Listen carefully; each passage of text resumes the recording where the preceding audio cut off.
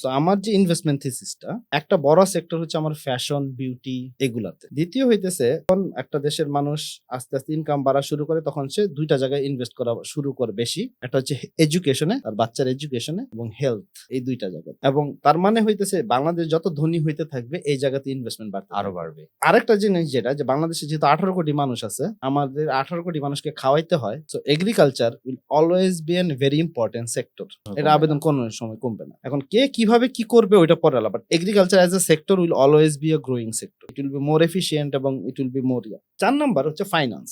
এই যে নতুন নতুন ব্যবসা হচ্ছে, নতুন নতুন উদ্যোক্তা আসতেছে, বা এই যে এই সেক্টর গুলো যে বড় হচ্ছে, এইখানে প্রতিনিয়ত টাকা দিতে হবে। তার মানে ফিনটেক বা ফাইন্যান্স নিয়ে ট্রানজাকশন থাকবে, ফাইন্যান্স নিয়ে যারা কাজ করতেছে এই ধরনের এই জায়গাটাও গ্রো করবে। সো আমার পুরো ইনভেস্টমেন্ট থিসিস হচ্ছে বাংলাদেশ কোন দিকে যাচ্ছে, বাংলাদেশের ইকোনমি কোন দিকে যাচ্ছে, সেই দিকে আগামী 20 বছরের জন্য কোন কোন সেক্টর গুলা গ্রো করবে, সেই সেক্টর থেকে ভালো পটেনশিয়াল বিজনেস, পটেনশিয়াল ফাউন্ডার খুঁজে বের করা এবং সেইখানে দেওয়া।